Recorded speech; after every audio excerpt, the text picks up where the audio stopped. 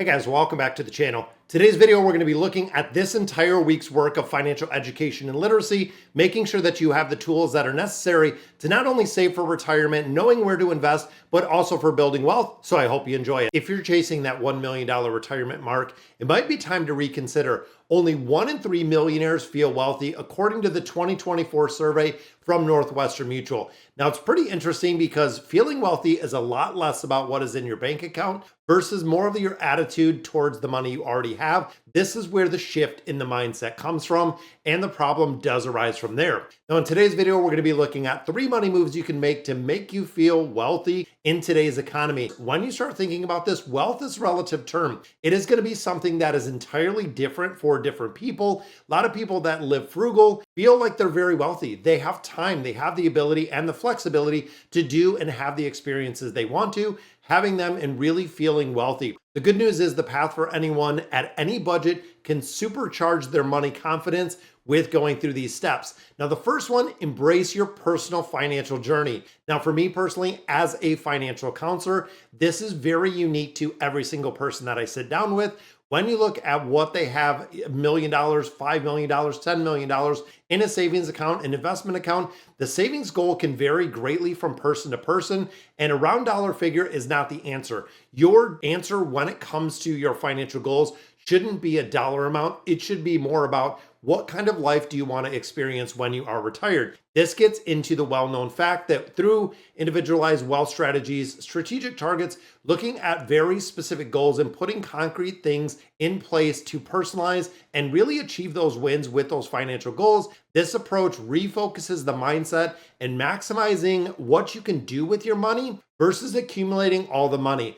So a lot of people really hoard it like Scrooge McDuck. They don't use or have any of the experiences. They're not going on vacations. They're not enjoying their money. Now, I'm not saying go out there and overspend and really, live to every dollar you make, but there has to be a point where you have to enjoy life and being able to, let's say, take your family, take your kids, take your grandkids on vacation, the life experiences that come with it. And this, of course, is going to be built around those very specific goals. When you start thinking of what do you want to achieve to retirement or getting towards retirement, most people automatically put a price tag on it.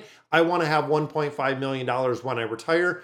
Okay, that's great. We know the dollar amount, but what do you want retirement to look like regardless of money? When you set money aside, you can really change a strategy and see exactly what it means to you. Now, the second one, taking advantage of time. This is something when you're in your 20s and 30s, you don't have a ton of cash on hand, you don't have the ability to invest. However, you do have an asset, and that is time. If you start investing early, when you start investing consistently, time compounding interest can turn a very small amount of money into a giant pile of money. You don't need $1 million today. You might need $1 million when you are 20 or 30 years down the road, just because it grows over time. That is something to always keep in mind. And even when you think about some of the contributions like 401k, putting 10% or 15% away today might seem like a lot, but trust me, the future you is going to thank you. When you set up those payroll deductions that are automatically going into that 401k, it is going to make a big difference. When you have the processes in place, you don't even have to worry about it anymore. It in turn, if you're investing at a young age, you are buying time in the future. Even with small contributions, it can make a huge impact over the long term. And you are buying time in the future. You are buying time, again, with your kids, with your grandkids, with retirement. Being able to have a flexible lifestyle when you get to retirement is what you're buying when you look at today. And the third one, working with a financial pro. Now this, I do have some qualms about it because exactly what the definition of a financial pro could be when you start getting north of $1 million, and a lot of people will accumulate the assets and not know what to do with it at any level of income, whether you're $1 million, $5 million, $10 million, don't know exactly how much you have, don't know exactly how much you can spend, don't know exactly where your money can come. Now, this is where financial planning comes into play. This is when sitting down with someone and really coming up with a plan. And this is where, with my financial advisor, we do quite a bit of this. When we see people who are getting for retirement or getting ready to retire, this is where it really comes in saying, hey, I've saved $500,000. This is the lifestyle I want. This is what I'm going to be getting from Social Security. This is what I'm getting from a pension, from my 401k, out of my RMDs, whatever it may be. What does it look like putting the numbers together in what you want to do in life? Does it mean the elimination of debt so you can free up some cash flow? Really coming up with a plan and determining how to best allocate the resources that you do have for retirement. That way you don't run out. I don't like seeing people that, retire at 65 or 67. By the time they're 75 or 80, they're unable to do really whatever they want because they've used and burned through all the retirement funds. They are only reliant on Social Security. They're a little bit too old to go back to work. Some people can, some people, health-wise cannot. So really focusing on what you can do with what you have right now. And of course, the biggest value financial planners really provide is keeping you on track and focusing on the goals. Now, for a lot of people, you can do this yourself. You can come up with your own financial goals, having an accountability partner, but really knowing, and again, I like the individualized strategy, the individualized attention, but a lot of times this comes with a very big price tag. And for a lot of people, that very big price tag can be very detrimental when it comes to 3, 5, 7,000 or 1% of your portfolio on an annual basis. Now, of course, when you start looking at the core of what financial planning is and really the education, trying to make your money work the best for you. How does it make sense? How does it go? Even looking at the FOO, the financial order of operations, really knowing exactly where you should be putting your money, that you're saving for retirement, if you want to buy a house, if you want to send your kids to college, feeling less anxiety about money because you know exactly what you're doing with it. You know what the roadmap looks like. You know exactly you're going to have enough money till retirement. Now, of course, for a lot of people, it can even be smaller goals. Whether it is the small wins helping you feel a lot wealthier, this could be as big as improving your credit score, finally getting your dream job, paying for your child's education, but it could also be as small as still continuing to set up some automated processes, making the monthly bills and making your life easier. When you start thinking about easier, when we start talking about automation, this is the reason when you think of 401k contributions, that is something you should absolutely automate. When you start looking at an HSA, if you have one available, high deductible healthcare plans, putting money automatically in that HSA account. If you don't have those and you're doing a IRA, putting money automatically in that IRA account, and so on and so forth. You can see with not only the automation, it makes it super easy because you're getting a lot of time back, which is exactly what you cannot pay for. Regardless of how much money you got, if you're a billionaire, if you're Warren Buffett, there is going to be a day in time that unfortunately there will be no more time for all of us. I know it's a little morbid to think about, but it's going to come. And there will be a time where you're going to look back. And of course, when you think about the regrets of the dying, when you look at, I should have done this, I should have done that, I should have done this. This is the time when you can take your life. You have the monetary ability, if you do have money saved, having a plan and knowing exactly what you're going to do and what you love to do. Guys, life is about living. Life is not about, again, hoarding money like Scrooge McDuck, having everything in one place and not being willing to share it all. Now, one of the big things I know Dave Ramsey talks about is being generous with your income. When you have the ability and you have the ability to give and be very generous, it is a life-changing experience. Even if you don't have the monetary abilities, value the time. If you can volunteer in different places, if you can spend your time, it is kind of crazy to think how much of an impact that it can have on your life when you do show gratitude in a bunch of different places. But all right, guys, so that is going to do it for today's video. 3 money moves you can make today to feel wealthy. Let me know in the comments what you think about them. And as always, thank you guys for watching. Are you putting money into your 401k plan? This is the video for you. Today's video, we're going to be looking at the key changes that are coming to your 401k plan with the max savers in 2025. And this is really focused on trying to get a lot more people to save a lot more money for retirement and kind of close the gap with the windfall that we see of people not saving enough getting into retirement. A couple years in, all of the retirement savings is already kind of gone at that point. So many Americans face a very big retirement shortfall when it comes to setting aside money. It's going to get easier in 2025, which is a great thing. Honestly, if you can save money, having the ability to save more money does make perfect sense. So Congress is changing a couple things, and they talked about several retirement system improvements, including updating your 401k plan, required withdrawals, 529 college savings plans, and a couple other things which we don't know what's going to pass, what is not going to pass, and we're going to have to stay tuned to see exactly what it is. So with some Secure 2.0 changes that have already happened, another keyword is max saver. So max saver will begin in 2025, according to Vanguard, which of course holds a majority of retirement funds, including my own, in Vanguard funds. So 4 out of 10 Americans feel like they are behind in retirement planning and savings, according to CNBC, but that is changing to 401k contributions starting next year, where the contribution limits are going to change with the high 401k catch-up contribution limits. So as it sits today, employees can defer up to $23,000 into a 401k as of 2024, with an extra $7,500 for workers between the age of 50 and older. You can put extra money in there. So when you think about that, that's a pretty good contribution. I mean, you're talking over $30,000 in total that you could put in there. But starting in 2025, workers aged 60 to 63 can boost annual 401k contributions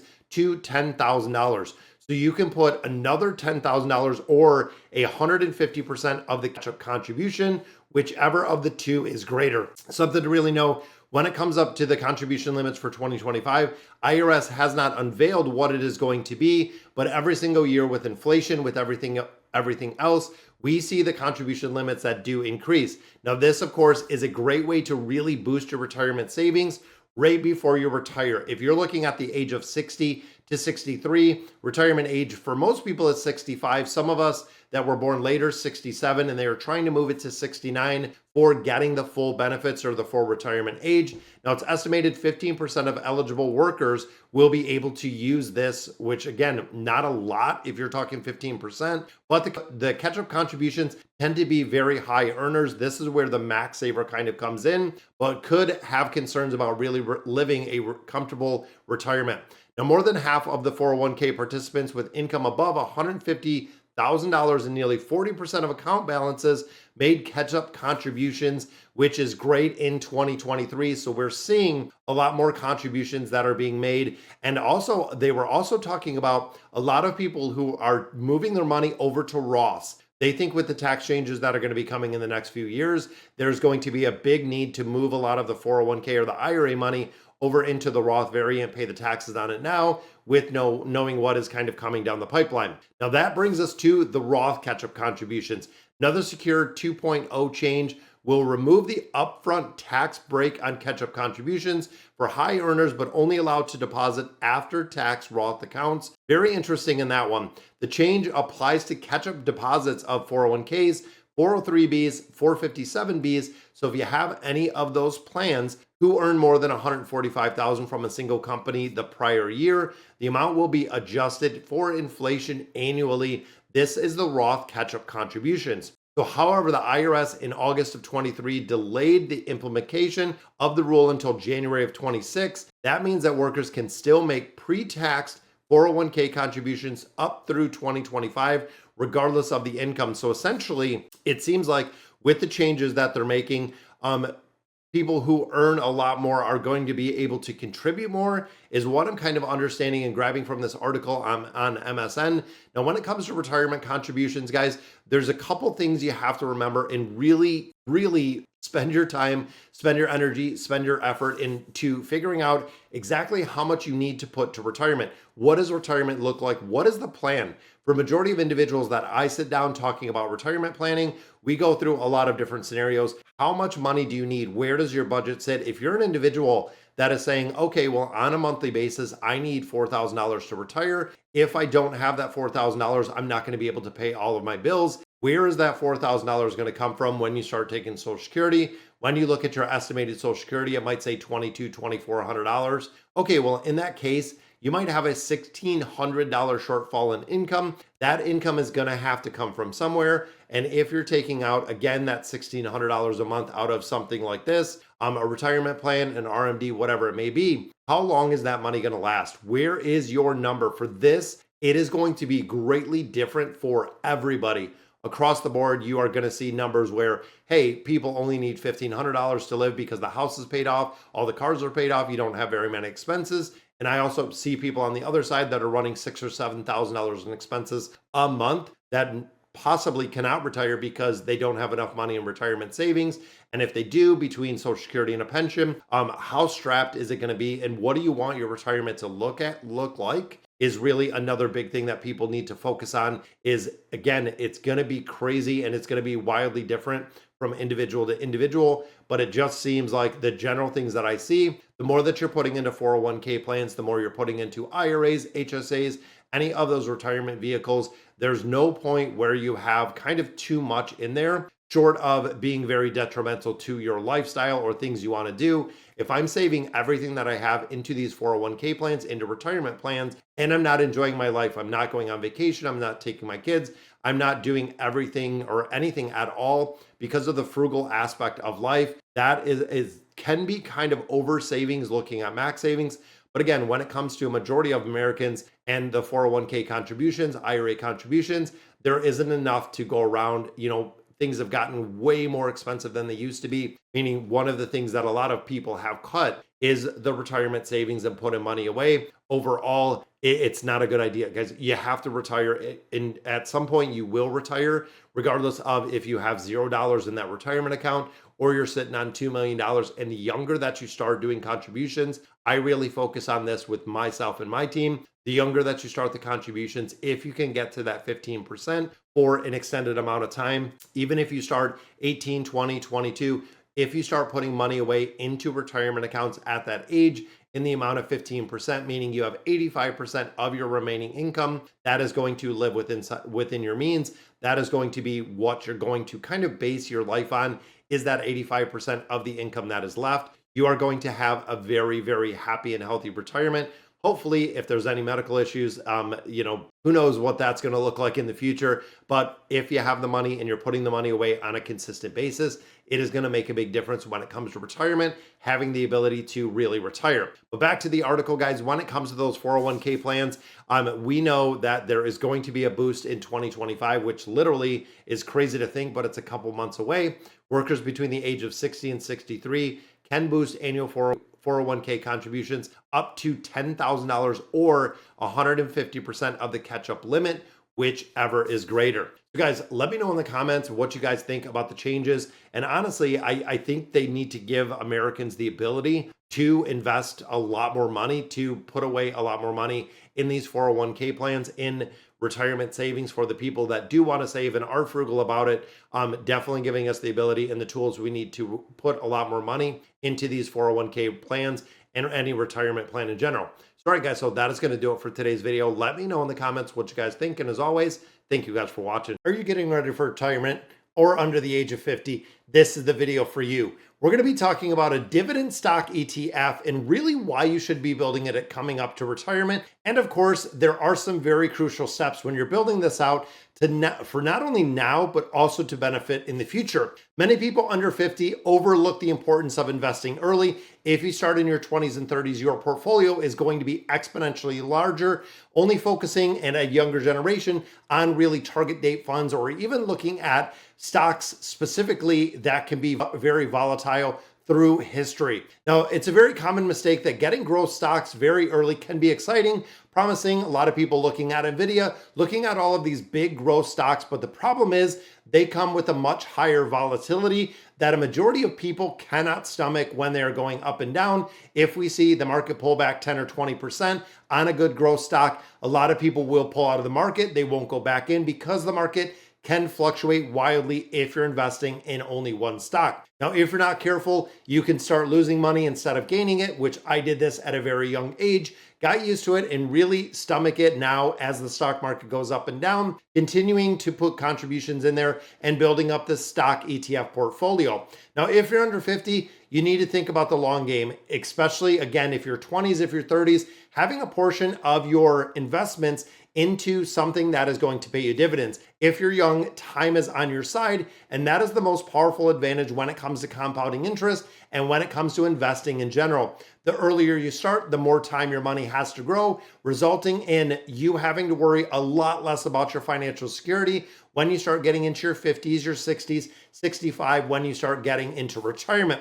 But if you wait too long, you'll be missing out on all of the benefits that we see, and this can make a huge difference on your return over time. That is honestly the reason you want to start achieving that financial independence as soon as possible and not overlooking it. So what is your alternative to buying these growth stocks or the growth ETFs? This is where the dividend investing comes in, type of investment that can provide income and has a lot of stability rather than just growth. And in addition to something like the HD, We do see a steady, reliable income from blue chip companies, and we also see a little bit of growth. So it's a best of both worlds for some of those. Now, dividend stocks and ETFs are often overlooked by a younger generation, but we're starting to see a big shift to the income generation and being able to essentially replace that 9 to 5 income that people traditionally work for with passive forms of income through actively investing. Now, by investing in dividend ETFs, you can create a steady stream of income that can help you achieve that financial stability without having to worry about the volatility of the growth ETFs or the growth stocks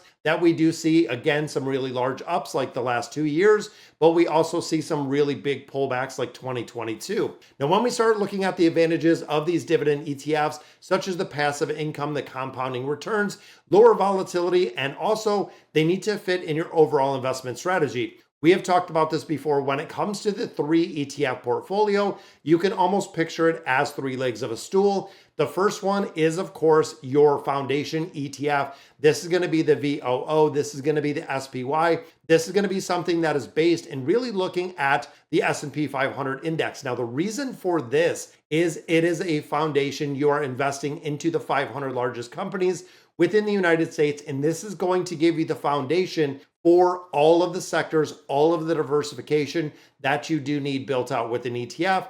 That is the reason why this is the foundation. Now, the second one we look at is, of course, that growth aspect.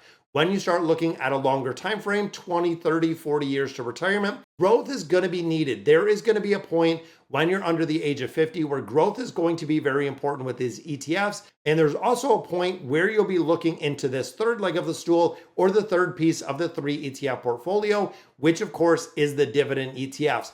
So what I have started to do, and this is very important because it is the way that I am really poising it and the way that I have really built it, is when you start getting closer to retirement, you can start moving money and really mitigating your high risk volatile assets of those really big growth ETFs like the VUG, pulling money or pulling percentages out of there and starting to put a lot more into the VOO and putting a lot more into that SHD, making it more about dividends and about kind of the solid performance of the VOO that we've seen, the roughly 10% return, which again, we don't see a massive downside.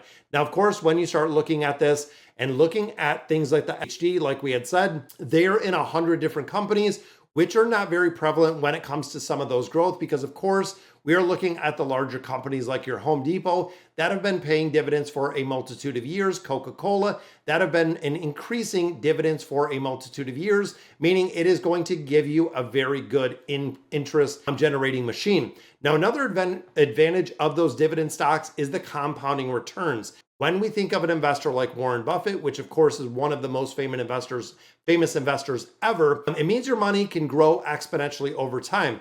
When you think about his investment on Coca-Cola and literally just rolling that for the last 30 years over and over and over, now he's getting hundreds of millions of dollars in dividends into Berkshire Hathaway and his personal portfolio, which is kind of crazy because dividend stocks pay out a portion of the earnings to shareholders in the form of dividends.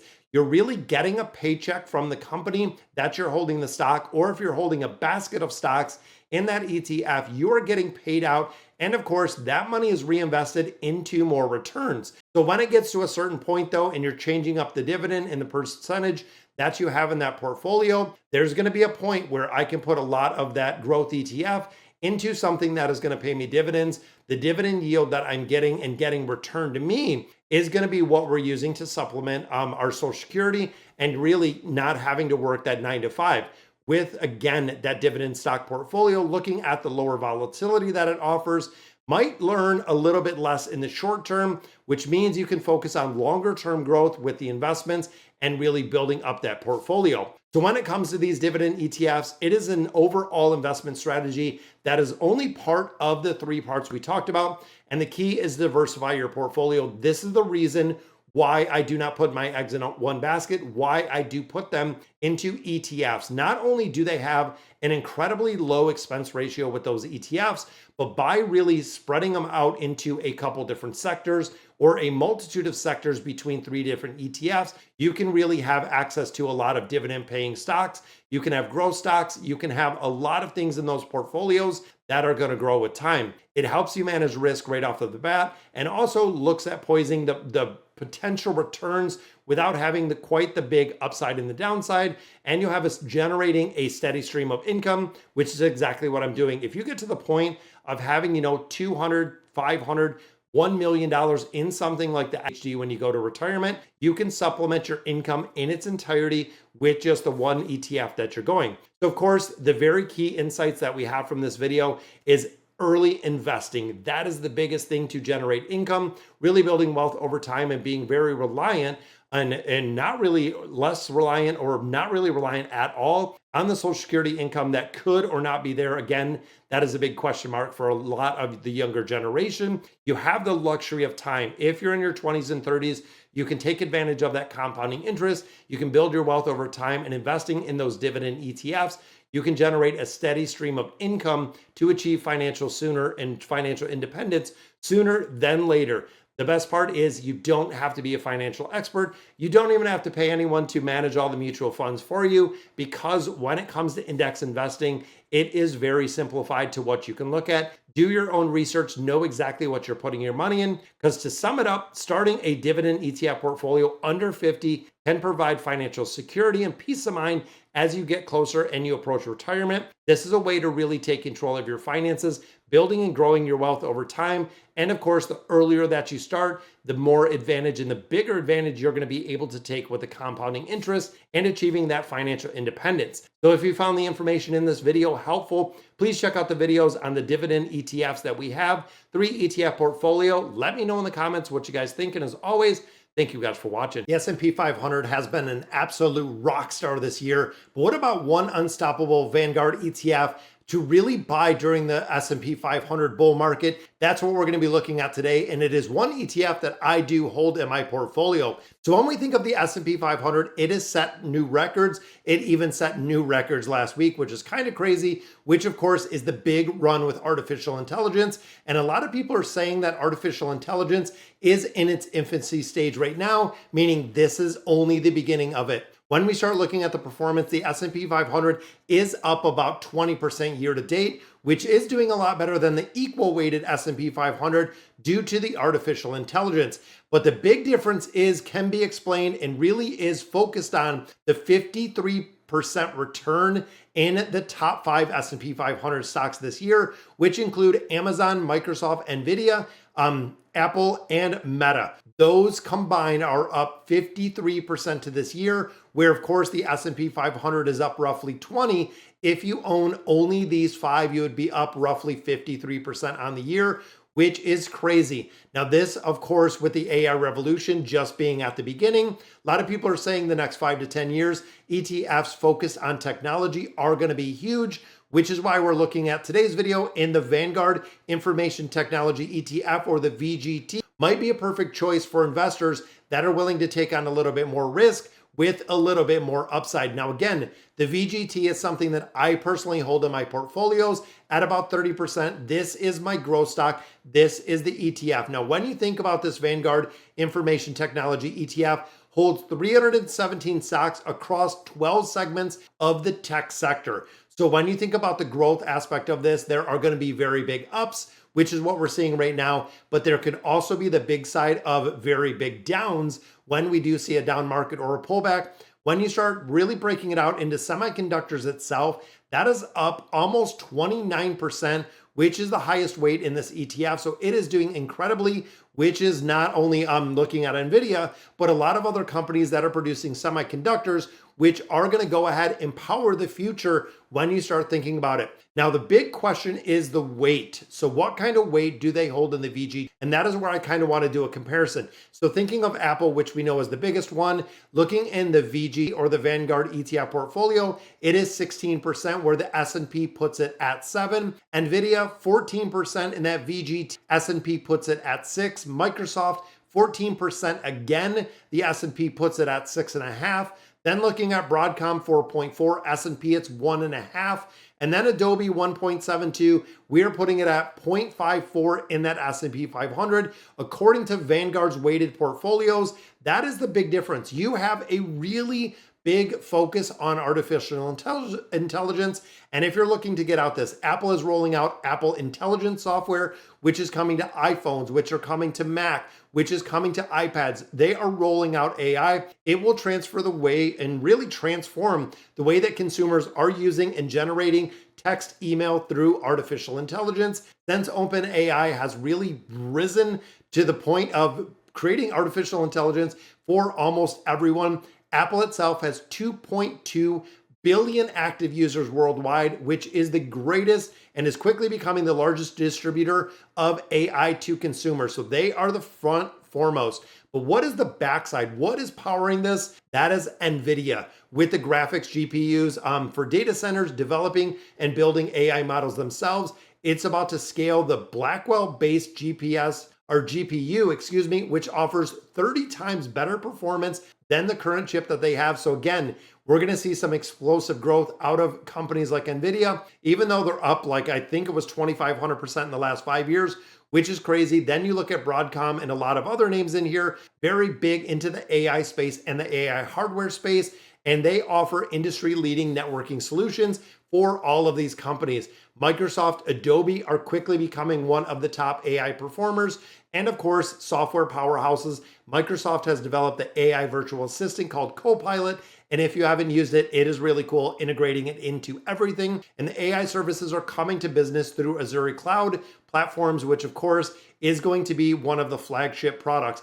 Now, Adobe is integrating it into Photoshop. We are starting to see it in Photoshop. I use it quite a bit. I even use AI through a lot of the Adobe suite that I have for the video editing and everything else. Even some of the things you see here are generated and really removed by some artificial intelligence. Then you throw AMD or Advanced Micro Devices in there, Oracle, Micron Technology, a lot of other AI leading stocks. So the Vanguard ETF is crushing the return of the S&P 500. This is kind of interesting. So the Vanguard ETF has delivered a compounding annual total return of 13.5% since 2004. In 20 years, it has been 13.5%, which again is kind of outpacing the S&P 500. Over that exact same time frame, it has yielded 10.1%. So very tried and true, very consistent. And the thing that I think about is artificial intelligence. What is it going to look like in the future? Are we going to be more reliant on AI technology that's coming out? Are we going to be more reliant on the computer, really cloud computing, a lot of the backbone thinking of the processors? My answer to that would be absolutely yes. When you start thinking about enterprise software, they talk about cloud computing, AI. Vanguard ETF has soared, compounding annual growth rate of 20.7% over the last 10 years, which is creating a much bigger and wider gap than what we're seeing with that S&P 500. Now, of course, it is very unsustainable, and that is something to take into account. That is the reason why something like this ETF and we have it in a smaller sector. We have it as 40% of an entire portfolio. Do we expect this to return 20% for the next 10 years? Possibly could, but of course, there's nothing indicative. Part of the AI hype that we're seeing, the infrastructure that is going to be built in the next 5 to 10 years to really drive this ETF right through the moon.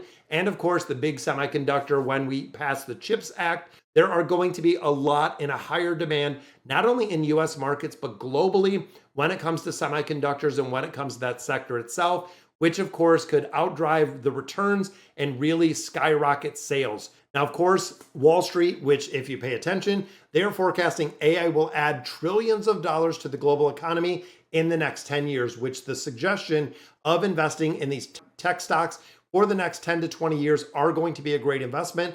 And of course, the VG is something, like I said earlier, that I personally invest in. So should you invest in it? Guys, before we get into that, do your own research. I always say this, go to Vanguard, look up the funds, see what they're invested in, look at the performance of the companies within there. You have to know your stuff before you're putting your hard-earned money into an investment portfolio. And honestly, check out my video on the 3 ETF fund. Putting it into something like this, it always is comprised of one, a foundational ETF, which is going to be your S&P 500. So you're going to have some stake in that S&P 500 fund. The second one is going to be your dividend. This is going to be the VYM, the HD. There's a bunch of dividend yielding ETFs out there. And the third and final one that's in there is going to be something like the VGT, which is a very heavy centered growth ETF, which depending on your age, if you're early 20s and 30s, putting something into a growth ETF is really advisable. 40, 50, 60% going into that growth. As you start getting 30s, 40s, shifting your percentages that you have in there, which you can do easily through M1 Finance. I have a link right down below, so you can go ahead and check that out, but you can adjust it just like I am. And I'm putting a lot more into some of the S&P 500 and putting a lot more into the HD, which we know just had that 3-to-1 split. So very cool to see that we're going to have the rise of the SCHD and see exactly how profitable that is after the split has occurred. But of course, thinking of those three ETFs, like I was saying, you have the foundational, which is going to be your S&P 500 index. You're going to have your growth one, which is going to be focused on really the technology side right now. And then that dividend earner, which is going to be your tried and true. So all right, guys, so that is going to do it for today's video. Let me know in the comments what you guys think. And as always, thank you guys for watching. Have you ever put your time and money into an investment only to find out it was actually a money pit? That's exactly what we're going to be looking at in today's video. 19 things you thought were investments, but ended up being big money pits. Now this, of course, if you have fallen for any of these, let me know down in the comments below, because when it comes to investing and when it comes to sinking a lot of money into something that doesn't have a return, the lines can get very blurry. When you're putting your hard-earned money into something, you want to make sure that it's going to be an investment and it's going to be an asset that you're having in the future. Now, the first one we look at in this list is timeshares. Now, when it comes to timeshares, seems logically like a great way to kind of prepay for vacation, knowing your vacation spot. However, a lot of people have found out very rough and hard way that it is a very big financial burden. The initial price in the beginning can be really incentivizing, with the annual maintenance increasing over time, and also selling a timeshare. If you've ever had to do this, it is incredibly difficult if you're not in a prime location spot or if there's not someone to purchase this. Now, the second one we look at is luxury cars. Now, luxury cars, keeping up with the Joneses, lifestyle creep, a lot of luxury cars are an absolute terrible investment, in my opinion. Terrible investment in vehicles themselves, because if you're putting, let's say, $70,000, $80,000, $100,000 into a car, which I know for a lot of people, that isn't even a luxury car, depending on what you're looking at, but the depreciation is very rapid on that, and it does lose a significant portion of value as soon as it leaves the lot. Even within the first 3 to 5 years, if you're driving it on a regular basis,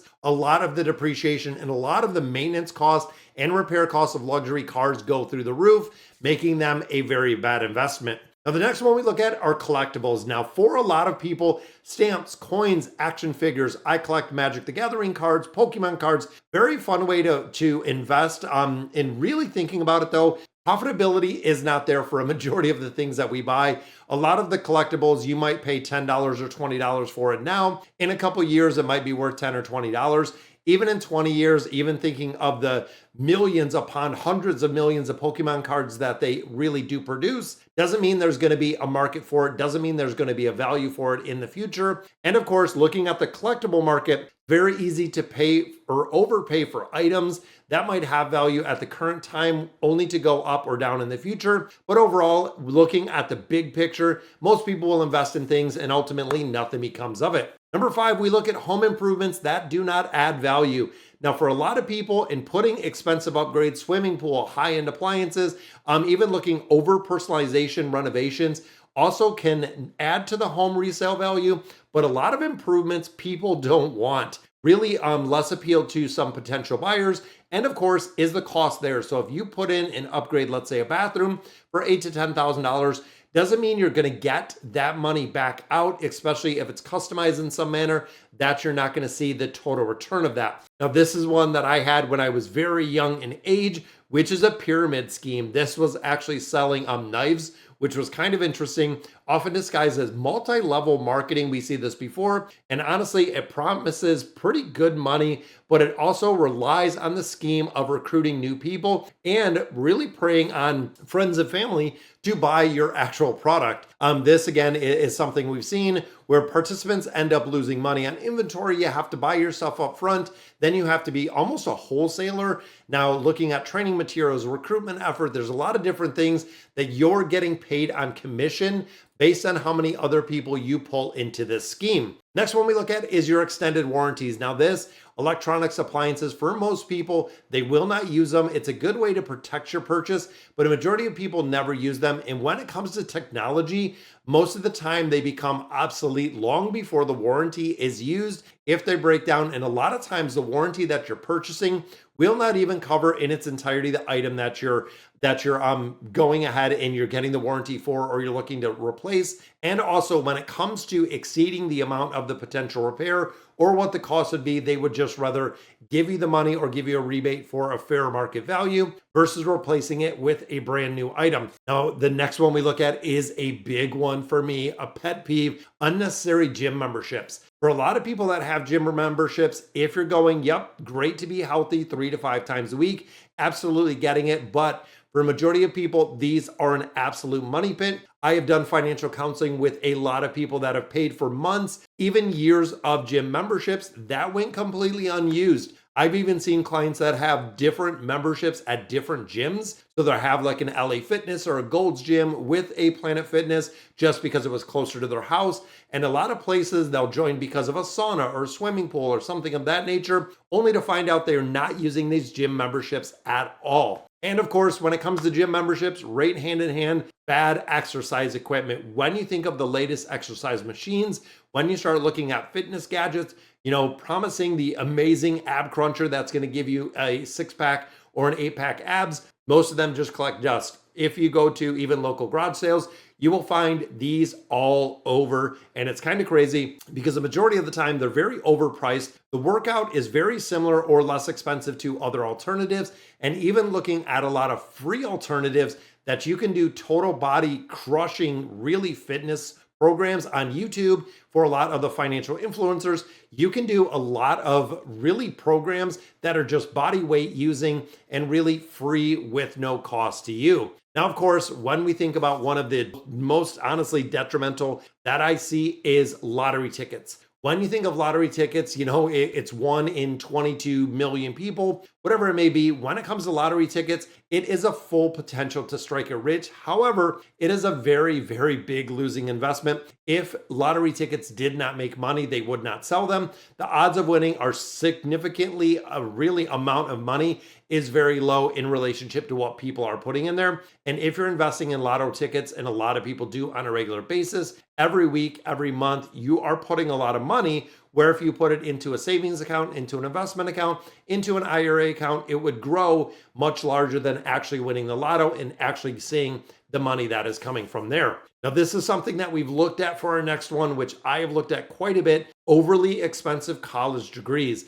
When you think of college degrees, going to school, absolutely a big, big value if you want to be in a specialized, but it also makes a big difference. What is going to be the return on investment? What are you going to make in relationship to the very expensive private schools or out-of-state universities? What are they going to offer? That is where a big part of the crippling student loan debt that we see has been carried. Now, of course, some degrees do lead to some really high-paying jobs. However, a lot of degrees and very expensive degrees do not, unfortunately, a lot of times turn into, a really big job aspect. It doesn't really look into, and people make a very average salary with a 4-year degree, which, depending on the field that you're going into, again, if you're looking at more of the specialization, it might make sense to be at a more expensive college, but for a majority of people, they are not using it at all. And when it comes to that investing side, we look at penny stocks. Now, penny stocks is another thing. When I was much younger, we got into, a lot of people like the get rich quick scheme of the penny stocks. And honestly,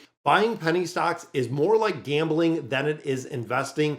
You're putting a very low price tag and typically very risky manipulation on the market, because penny stock companies don't trade and they have most of the time little to no track record of how they really perform. It almost reminds me of the Wild West of the crypto, where a new coin comes out and really it's what it is. Most of them don't have any utility. When you think of a couple of coins that really don't have much utility at all, just kind of exist, and really we put the value on some of them. And of course, there is a big part with penny stocks that they see them really a fertile ground for scams, which is the same that we see with some of those cryptocurrencies. Now, the next one is again another pretty big pet peeve, which is expensive wedding expenses. When you think of that one magical day that most people have dreamed about, it can create a financial burden for multitude of years. I have seen people take $10, $20, $30,000 out in a loan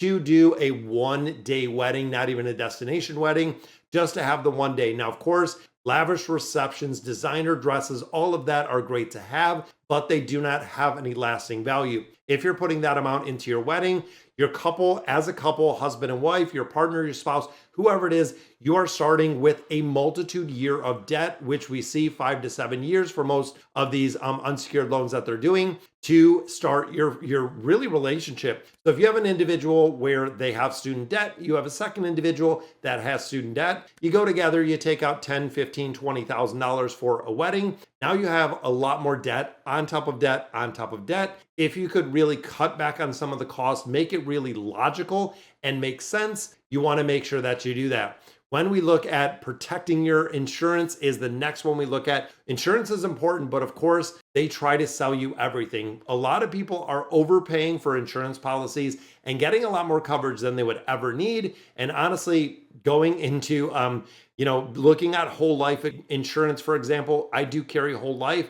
I believe that when you're looking at just regular term life insurance versus whole life insurance, it's almost like renting, which I know a lot of situations, it does make sense, but building and putting some money into whole life is my personal choice. And I know, again, a lot of people will do term life and then go ahead and invest the difference. But overall, it may make sense. Again, credit life insurance on products, car rental insurance. There's a lot of different places that might be overpriced or it can be redundant when it comes to insurance policies itself. Now, when we start looking into the investment realm, high fee investment products, this is the thing where mutual funds and me really disagree. So if you've watched my channel for a little bit, I love and I invest in ETFs. I only do ETFs, exchange traded funds. I stay in that realm. When you start thinking of mutual funds, they are 1.5%. Mutual funds are managed funds, and mutual funds come with a very big price tag, which of course, when you start looking at 30 or 40 years, can eat into a tremendous amount of the gains you see in the market, where index funds or ETFs in that manner have a very low cost ratio. And if you start looking back big picture, 90+% of financial advisors cannot beat the index over an extended amount of time. That, of course, is Warren Buffett saying that everyone should invest and really own the S&P 500. No need for anything else but going in for that S&P 500. Now, if you're the next one that we're looking at, branded prescription drugs. When you think of a brand name prescription drug, there's a lot of generic alternatives, which are literally 10 times less the price, which is kind of crazy. Generic alternatives have the same active ingredient and the same efficiency that we see in the brand name, but they just don't have the brand and they don't have those crazy commercials that we always see attached to them, which means the marketing dollars are into those big brand names, and that is why they charge so much for them. Generic versions really are a great substitute.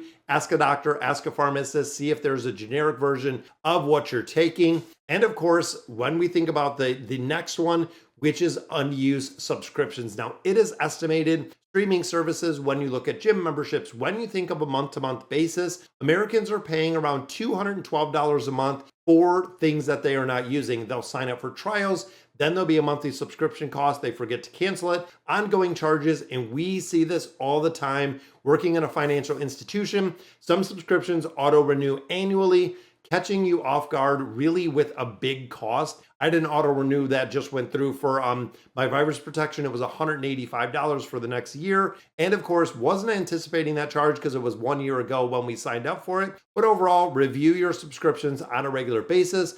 Make sure you're not paying for things that you do not want to. Now, when we think of shopping and grocery shopping particularly, we know groceries have been incredibly expensive, but looking at the overpriced organic products in organic product can be beneficial, but most of them are not worth the premium price. Some organic items differ significantly in the health or the environment. And really going through this article, the organic label is sometimes used as a marketing tactic to justify the higher price they're charging for the item, even though it is the exact one. And the other thing to remember is a lot of organic items have a shorter shelf life, potentially leading to more food waste. Now we know as a nation, we have roughly 30% of our waste is food. It's kind of crazy to think of the price of food, the price to import food, the price of organic food.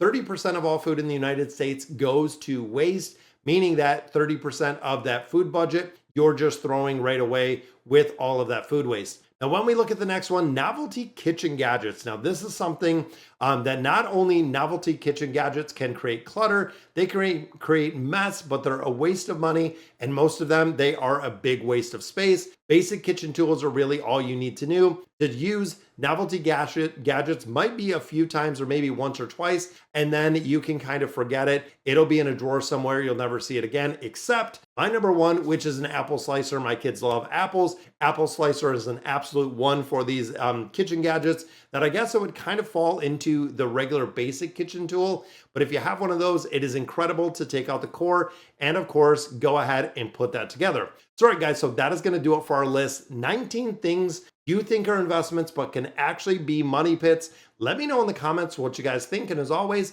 thank you guys for watching. You have enough in your retirement account to make sure that those funds never run dry. The problem is a majority of people that are getting into retirement are not saving enough and they're running out of money for retirement and relying on Social Security. So in today's video, we're going to be looking at 9 ways to make sure your retirement fund is fully funded and you're never going to run out of money. Now, of course, to start with this, our first one, meeting with a financial advisor, a financial planner, someone who is going to gauge exactly how much you have saved, how long is it going to last, and at what point in time are you going to run out of money? For a lot of us, if you have health concerns, if you have health conditions, longevity might not be there, but for most people, they are aiming and really looking at about 90 years of age before we pass away. Some people, of course, a little bit less, some people a lot more. I know people that are 99 or 100 plus at this point.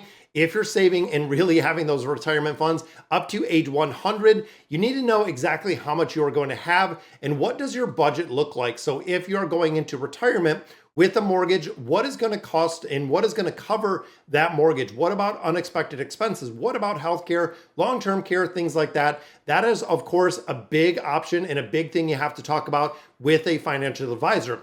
When we look at the second one, saving more than you think you'll need. This, of course, there is no cap. When you're looking at a number, for us, it might be $1 million, but when you're looking at a specific number, anything that you can save above and beyond that number, even if that is your target, you're never going to be kind of let down, I guess. 70-90% of pre-retirement income is really what you're looking to maintain the standard of living. So thinking about that, if you're making $5,000 a month right now and you're living with inside of your means, which of course is very important, not supplementing it with credit card debt, not doing additional lending, but really living within your means, meaning that you could look 70-90% of your income. Now, what we've seen traditionally is with rising inflation as we are today, is 70-90% of the income that they were earning is not being replaced. We're seeing it more like 50-60%. And even when you look at Social Security overall, they recommend or really advise it to replace about 30-40% of your income, which means that 70-90%, you're going to have to come up with 50% of the income during retirement years if you don't have, a 401k, a pension, anything like that, to cover the costs that you are covering. Now, the third one, note that expenses will likely drop in retirement, but not all expenses will. This is the big reason why the number one hurdle that I see when it comes to retirement and when it comes to retirement savings is carrying the mortgage into retirement. When you think of a fixed cost, that's $1,000, $1,500, $1,800, or even higher depending what you have. When you're moving from a regular 9-to-5 job, overtime, even getting everything of that nature, then you go to the point of moving into a fixed income with Social Security. You have to make sure this is the reason why people are doing reverse mortgages. They're downsizing exactly where they live. They're making it more cost efficient really during retirement because they don't have the money to cover it. Now, number 4, boosting your retirement accounts. This is what a lot of people are doing, and also looking at 2025 with the changes to 401k plans. They are going to give you the ability to boost and really bolster those retirement accounts, putting as much money as possible in those accounts, not only during and kind of building up to retirement, but if you're within the next couple years going into retirement, you want to make sure that you're putting everything that you can in there, building that nest egg as big as you can and as high as you can. Now, of course, you're not going to have the compounding interest, but you also have to remember, when it comes to retirement portfolios, you're not going to be taking all the money out day one. If you're retiring at 65 and you expect to live to 85, 90, you're going to have 20, 25 years right there until you are going to pass, meaning you have 20 to 25 years of growth that you still need to see from that retirement portfolio. As you're taking money off the top or taking money out of that account, you still want to make sure that that account is growing and growing in a very quick way.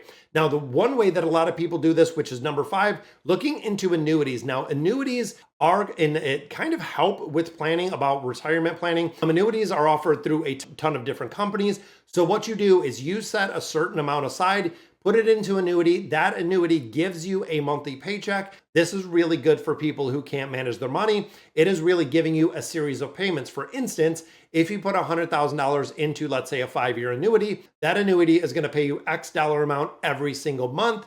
And of course, with the annuities, they also do give you a guaranteed growth factor, 3%, 4%. I believe even some annuities, as we see today, are over 5%, meaning not only are you going to get a 5% growth in the annuity, depending how much money you're taking out of there, it is going to give you a steady paycheck, which again, a lot of people really do need, because if they give access and if they have access to the entire retirement account, chances are a lot of people, and I've seen it, will burn through the money faster than they need to. They start and they retire at 65. By the time they're 75, those retirement accounts are completely depleted, meaning that you are not going to have any more money that is coming in because the retirement accounts have been cashed out and they still don't have that 9-to-5 job. Now, looking at this with annuities, there are a lot of pros and cons. There are a lot of different types of annuities. So sitting down, think carefully before you purchase any annuity, because most of the annuities, in addition, have a massive penalty if you take the money out. I'm talking 10, 15% of your principal balance if you're taking money out of the annuity early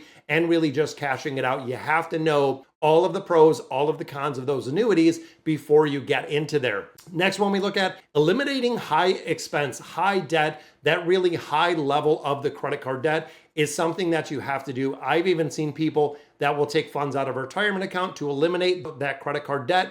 When you start looking at credit cards, 20 to 25% interest rates, this can be absolutely crippling during retirement. Then if you couple on a mortgage, which is a big regular payment as well, you want to save money. Not only, again, if you have a retirement portfolio that is giving you, let's say, a 5%, a 7% yield, pretty good. Even the S&P 500 giving you 10%, yet you're paying out 23, 25% to credit card companies. The net of both of those, you are losing money by not paying off those credit cards because of the high interest rate and the high interest debt that you do have. Now, of course, you can sit down with financial counselors like myself. Financial advisors really craft a debt management strategy, which I do for a lot of individuals to eliminate debt. The thing is, you have to stop using them. A lot of people that I do debt consolidation for, that we do a lot of the budgeting and the planning, they go back to credit cards, and this is really where it is detrimental, because now you have the loan or the additional payment that you have in addition to the credit card debt and the new debt that you've accumulated,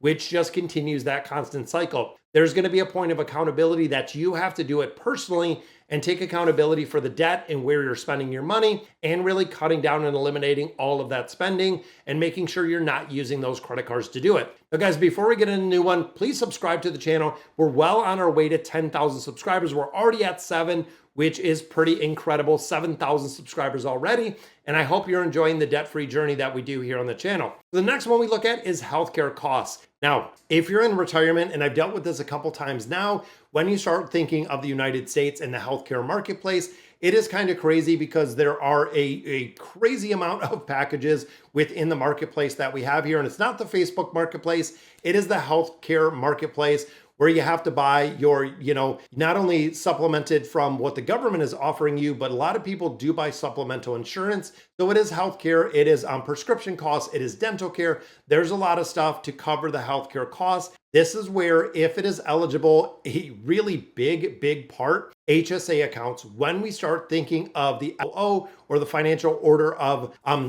really the independence that we need to get, the financial order of things, HSAs are huge, and HSAs are really what I feel people overlook. When it comes to HSA accounts, you get that triple tax advantage. And if you're stocking up the HSA account as it sits today, you can let it grow going into retirement, covering all of these deductibles and the high price of healthcare that we do see during retirement years. It is average that when you retire, let's say at 65, till the time that you pass, it is about $70,000 in healthcare costs. Now, of course, that is the supplement to the Social Security, to Medicare, Medicaid. $70,000 is the estimated cost that people spend on prescriptions, doctor visits, all of that, which means if you can go ahead and get that amount of money over a multitude of years into an HSA account, your healthcare costs can be fully paid for going into retirement, which frees up an infinite amount of money. You don't have to take all that money out of your retirement plans. You can let the retirement plans grow. And if you do have and really eliminate a lot of the debt, including the mortgage, Social Security, and really retirement is going to be a lot easier for you overall. So as we get into number 8, put good spending habits in place today. Doesn't matter if you're 18, doesn't matter if you're 80.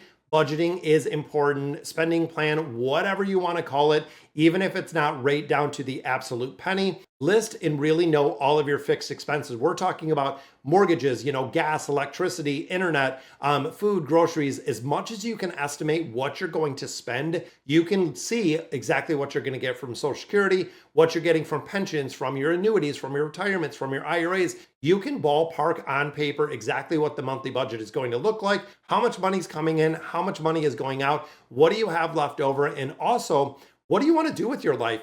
When you get into retirement, it is the time you no longer have to work. It is the time that you have time. You have worked your entire life to buy the time that you have available in retirement.